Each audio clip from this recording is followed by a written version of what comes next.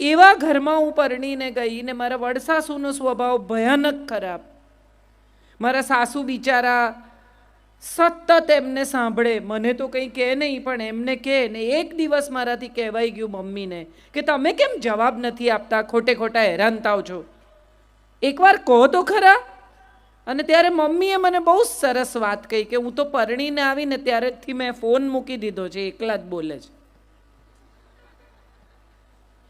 આપણે બધા અજાણતા જ સામેના માણસને એ કરવા દઈએ છીએ જે એની ઈચ્છા છે. એ તમને ગુસ્સે કરવા માગે તો એ તમને ગુસ્સે કરી શકે. એવી છૂટ કોણ આપે છે? આપણે જ આપીએ છીએ. સામેના માણસને આપણે અધિકાર આપીએ છીએ કે આપણને જે એની ઈચ્છા હોય એ પ્રમાણે નચાવે.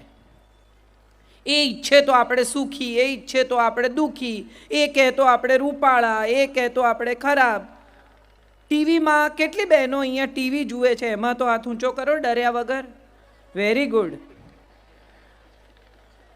મને એક વાત કહો કે ટીવીમાં જે જાહેરાતો આવે છે એ શેની આવે છે? ગોરા થાઓ, પાતળા થાઓ, વાળ કાળા રાખો, ચામડી ટાઈટ કરો, યંગ દેખાઓ, યુવાન દેખાઓ, એ સિવાયની કોઈ જાહેરાત આપણે જોઈએ છે? આપણને એવું જ શીખવવામાં આવે છે કે જો આપણે રૂપાળા છીએ તો જ આપણને કોઈ માણસ પસંદ કરશે અથવા આપણે કોઈને ગમીશું. આપણે જ્યારે શબ્દ વાપરીએ છીએ ત્યારે કયો વાપરીએ છીએ? છોકરી જોવા જાય છે. 10-10 રૂપિયાની ટિકિટ રાખવી જોઈએ મા બાપે જો જોવા આવતા હોય તો. હા કે ના? તમે વિચાર કરો કે છોકરી જોવા આવે એટલે મા બાપ પણ છોકરીને રૂપાળી કરીને, તૈયાર કરીને, ફેશિયલ કરાવીને, વાળ સીધા કરાવીને, બ્યુટી પાર્લરમાં મોકલીને રજૂ કરે. રોજ 24 કલાક સાસરે ગયા પછી આવી દેખાવાની છે? હા કે ના? તો શું કામ એને એવી બનાવીને રજૂ કરો છો જેવી એ છે નહીં? સાદી સીધી સરસ છોકરી, પ્રેમાળ, ખુલ્લું હસી શકે, સાવ નાની હોય ત્યારથી એને શીખવે. જોરથી હસવાનું નહીં, કોઈની સાથે આમ વાત નહીં કરવાની, પગ નીચા રાખીને બેસ. આવું કશું પણ આપણે આપણા દીકરાને શીખવીએ છીએ? જોરથી હસવાનું નહીં, સ્ત્રી સાથે આમ નહીં, છોકરીની મજાક નહીં કરવાની, છોકરી સાથે આવી રીતે નહીં વર્તવાનું, આવું કંઈ આપણે આપણા દીકરાને શીખવતા નથી. કેટલી બધી મમ્મીઓ આજના જમાનામાં એવું કહે છે કે અમે દીકરીને દીકરાની જેમ મોટી કરીએ છીએ, કહે છે. પણ કોઈ મમ્મી એવું કહે છે કે હું દીકરાને દીકરીની જેમ મોટો કરું છું? કેમ? દીકરો 1 કપ ચા બનાવી લે, કે દીકરો 2 વાસણ ઘસી લે, કે દીકરો ઘરમાં પોતાનો પલંગ સરખો કરી લે, કે પોતાનું કબાટ સરખું કરી લે, આવું કેમ આપણે ન શીખવીએ? એની પત્ની પર થોડોક બોજ ઓછો થાય એવું જે સાસુ શીખવે ને એને એની પત્ની ખૂબ ખૂબ ખૂબ આશીર્વાદ આપે. હા કે ના? હા પાડો છો. કરતા કંઈ નથી. બધા અહીંયા આવ્યા છે, સાંભળશે મને, પુરુષોત્તમભાઈને, બાપુને. બહુ સારું બોલ્યા હો, આટલું કહેશે, જમશે ને ઘેર જશે. હા કે ના? હા કે છે, બોલો. હા કહો છો? ના તો પાડો કમસે કમ. ભલે નહીં કરતા મારું કહ્યું પણ ના તો પાડો. મોઢે જ હા કહો છો. મારે જે વાત તમને કહેવી છે ને એ છે, બહુ બધા લોકો તમને શાસ્ત્રોની વાત કરશે, બીજી વાત કરશે. મારે તો એ કહેવું છે કે દીકરી આપણા ઘરમાં જન્મે ને ત્યારથી જ તમે જુઓ, પિતાના ઘરમાં દીકરી જન્મે ને ત્યારથી ભલભલા ભારાડી હોય ને એ નરમ થઈ જાય. આ જોયા છે તમે આવું? કે તમને ખબર પડે કે માણસ ઢીલો થઈ ગયો ઘરમાં દીકરી જન્મી. એનું કારણ એ નથી કે એણે દીકરીને પાર્કે ઘેર મોકલવાની છે, એનું માથું નીચે થવાનું છે, એણે આમ કરવાનું છે. એનું કારણ એ છે કે દીકરી પોતે જ એક કોમળતા છે. નાની 2, 2.5, 3 વર્ષની દીકરી આમ વહાલ કરે ને પપ્પાને, 1-2 દિવસની દાઢી ન કરી હોય, અને દીકરીનો હાથ ફરે ને તો પપ્પાને બીક લાગે કે આ બિચારીના હાથ છોલાશે, એ બીકે દાઢી કરતા થઈ જાય. વાલ કરે, એના ગાલ એટલા કૂણા હોય કે એમ થાય કે ના ના ના, આપણે જરા એની પાસે જઈએ તો ચોખ્ખા થઈને જઈએ, જરા વધુ કૂણા થઈએ. દીકરી ઘરમાં આવે ને ત્યારથી પિતાને કૂણા કરી નાખે. 2.5 કિલોનું બંડલ પિતાના હાથમાં મૂકે ને આમ લપેટેલું, ત્યારથી જ ક્યાંક કશેક પિતાની અંદર કશું કોમળ થઈ જાય. દીકરી જ્યાં સુધી ઘરમાં હોય ત્યાં સુધી તમે જુઓ એટલું બધું સરસ વાતાવરણ હોય. નાની 3 વર્ષની દીકરીને તમે ઢીંગલી આપો, એને શીખવવું ન પડે કે માં કેમ બનવાનું, એ આમ જ ઉપાડે ઢીંગલીને. કોઈ જોઈ છે આમ પગથી ઉંચકે ગોળ ગોળ ફેરવે એવી દીકરી? અને 3 વર્ષના દીકરાને આપી જુઓ ઢીંગલી. પહેલા પગ કાઢે, પછી હાથ કાઢે, કાતર બાતર આવે તો વાળ કાપી નાખે, પગની જગ્યા હાથ ભરાવે, હાથની જગ્યા પગ ભરાવે, પછી જુએ કે આ નવી જાતનું પ્રાણી કેવું લાગે છે. આમાં કોઈ સારું કે ખરાબ નથી, આ કુદરતે બનાવેલા 2 જુદા લોકો છે. હું બહુ બધી હમણાંથી સ્ત્રીઓને મળું છું જે લોકો એવું કહે કે અમારે કેમ કરવાનું. ત્યારે મારી પાસે જવાબ એ છે કે જેને આવડે છે ને એણે કરવાનું. આપણી પાસે ક્ષમા છે, આપણી પાસે મમતા છે, દયા છે, વાલ છે, સ્નેહ છે, આપવાની તાકાત છે.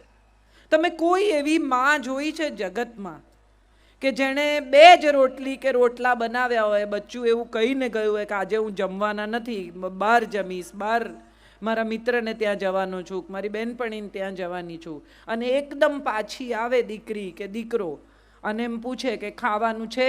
તો કોઈ માં એવી છે તમે જોઈ કે જે એમ કે 2 જ રોટલી છે મારી છે, તરત જ એમ કે તું ખાઈ જા, હા કે ના?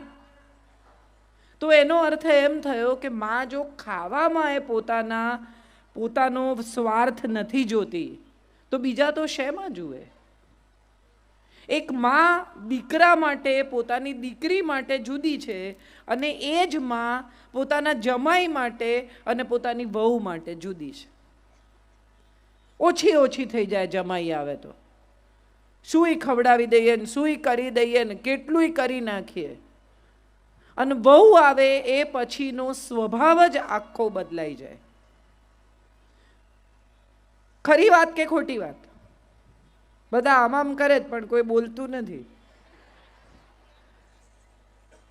દીકરી નો વર આવે તો આપણને એમ થાય કે આપણે સુઈ એને આગતા સ્વાગતા કરીએ ને આપણે એને પ્રેમ કરીએ ને સુઈ જમાડી દઈએ.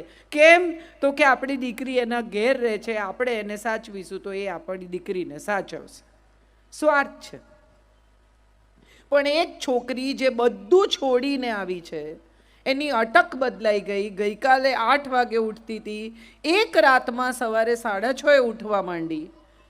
એ આપણને ખુશ કરવાનો ગમે એટલો પ્રયત્ન કરે, પણ આપણે એકદમ દુર્લભ દેવતા, આપણે ખુશ થઈએ નહીં. દરેક વાતમાં ક્યાંક ને ક્યાં ભૂલ ગોતી કાઢવી. એણે સાફ કરેલો પ્લેટફોર્મ ફરી સાફ કરવો, વેતા નથી, આવડતું નથી, ધીરી છે, આવી છે. બાપુ એક બહુ સરસ વાર્તા કહે છે, મને બહુ ગમે છે એ વાર્તા. હું એમની હાજરીમાં તમને આજે કહું કે એક સાસુમાં હતા, એને ત્યાં વહુ પરણીને આવી. વહુને ઘરે સવારે શિરામણનો રિવાજ, સવારે ખાય. અહીંયા કોઈ સવારે ખાય નહીં, મા દીકરો એકલા રહે. રાતના જમ્યા એ પછી સીધું લંચમાં ખાવાનું, બપોરનું. તો થોડા દિવસ તો ચાલ્યું, પછી વહુને એમ થયું કે આ તો આમ તો નહીં જીવાય, રોજ સવારે ભૂખ લાગે ને છેક જમવા સુધી રાહ જોવાની. એટલે રાત્રે રોટલો ભાખરી ચોરી લે, ઘંટીની નીચે છુપાવી દે. સવારે દળવા બેસે ત્યારે ધીમે ધીમે ખાય. એક દિવસ સાસુમાં વહેલા ઉઠી ગયા, એ દળવા બેસી ગયા. એણે જોયું કે આ તો ઘંટીની નીચે વાડકી છુપાવેલી છે ને એમાં તો ભાખરી છે. એને થયું અરે બિચારી લુખી ભાખરી ખાય છે. બીજા દિવસથી ગોળ મૂકવા માંડ્યા કે હશે બિચારી, કહી નથી શકતી ને. વહુને એમ થયું કે મારો વર જ મૂકતો હોય ને, આટલું વાલ તો બીજું કોઈ કરે જ નહીં, સાસુ તો સારી હોય જ નહીં. એટલે એણે બી વળી એના વરને એમ કે અરે વાહ કેટલું સરસ. વરને એમ થયું કે હશે જે વાતે ખુશ થઈએ છોડો ને. થોડા દિવસ નહીં, થોડા વરસ આવું ચાલ્યું. વહુને ઘેર વહુ આવી. હવે માની આંખો ઝાંખી થઈ ગઈ છે, બહુ સરસ દેખાતું નથી. અને માં પોતાની વહુને પૂછે છે, જે હવે સાસુ થઈ ગઈ છે, કે બેટા તારી વહુ કેવી છે? તો કે બા આમ તો સારી છે, પણ કામકાજે મોળી છે. એટલે જે વડ સાસુ છે એમણે કીધું કે બેટા ગોળ નાખ તો ગળી થશે, મેં બહુ વરસ નાખ્યો છે. એમ કોઈ ગળ્યું થતું નથી, ગોળ નાખવો પડે છે. જેણે ગળ્યું ખાવું હોય ને એને. તમે રવો શેકવા માંડો એટલે શીરો ન થાય, એમાં ખાંડ આપણે જ નાખવી પડે, બીજું કોઈ નહીં નાખે બહારથી આવીને. આપણું ઘર, આપણો પરિવાર, આપણી દુનિયા, આપણા દીકરાની વહુ પરણીને આવી.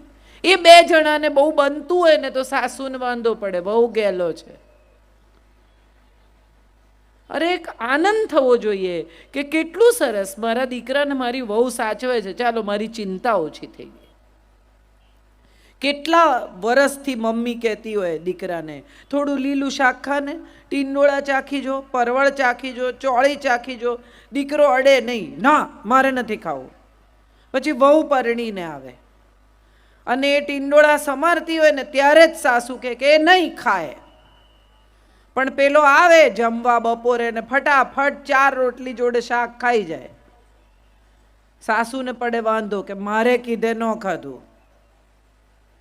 ખરેખર તો આનંદ થવો જોઈએ કે 25 વર્ષમાં જે કામ તમે ન કરી શક્યા એણે 25 મિનિટમાં કરી નાખ્યું. હા કે ના? પણ વાંધો શું પડે? મારે કીધે ન ખાધું. એક સાસુમાં મંદિરથી પાછા આવતા હતા, એને રસ્તામાં ભિક્ષુક મળ્યા. એ ભિક્ષુકને જોઈને સાસુમાએ પૂછ્યું કે કેમ આજે ખાલી હાથે? તો કે ભાભી એ બહુએ ના પાડી તમારી કે ઘરમાં કાંઈ નથી. સાસુ કે એણે ના પાડી, ચાલ મારી સાથે.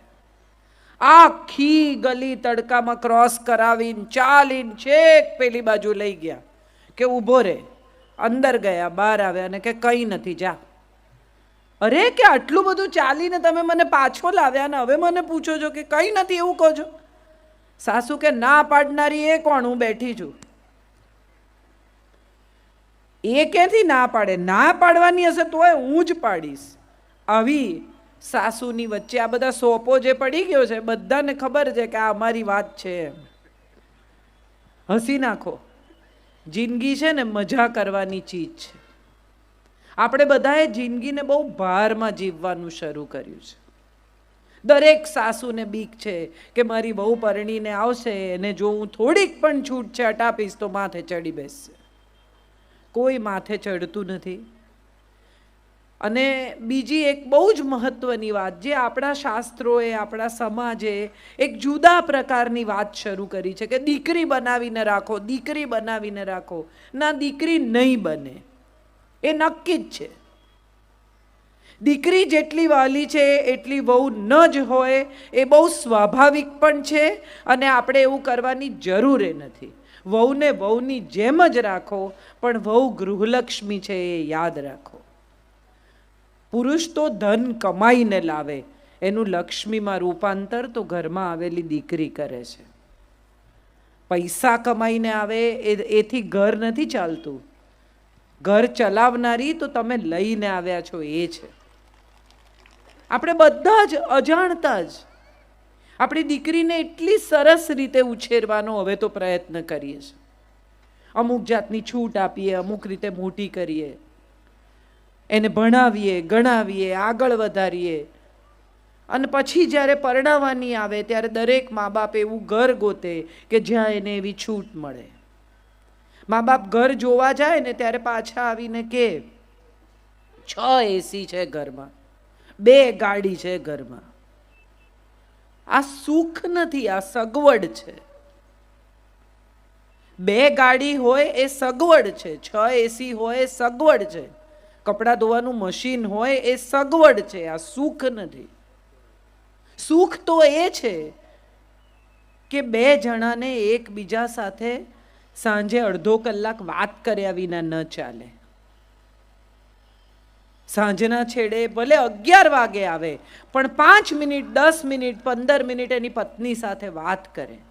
દિવસમાં 1 કલાક એને એવો ફાળવે કે બોલ તારે શું કહેવું છે, બહાર જવું છે, આંટો મારવા લઈ જવું, ચાલવા જવું છે. ગમે તેટલા પૈસા કમાશે, પણ વાપરવાનો સમય નહીં હોય ને તો એ દાંપત્ય ક્યારેય સુખી નહીં થાય. મારા એક મિત્ર છે, હંમેશા એવું કહે છે કે મારે 100 કરોડ રૂપિયા જોઈએ, મારે 100 કરોડ રૂપિયા જોઈએ. એક દિવસ મેં એને પૂછ્યું, મેં કીધું તારે શું કામ જોઈએ 100 કરોડ, ચાલ હિસાબ કરીએ. બિલ્ડર છે એટલે કે મારે અમદાવાદમાં સુપર બંગલો બાંધવો છે. મેં કીધું 25 કરોડ રૂપિયા, ચાલ પછી. તો મને કે મારે પત્નીને દુનિયા બતાવી છે બિઝનેસ ક્લાસમાં. મેં કીધું બહુ સરસ, 5 બીજા, ચાલ પછી 30. તો કે મારે છોકરાઓને સારામાં સારી ફોરેન યુનિવર્સિટીમાં ભણાવવા છે, ચાલ 5 બીજા, 35. પછી તો કે પછી વૃદ્ધાવસ્થા માટે બી કંઈ જોઈએ. તો મેં કીધું ચાલ 40. પછી 40 એની પાસે આજે પણ છે, પણ પેલા 60 કમાવાના ચક્કરમાં વાપરશે નહીં.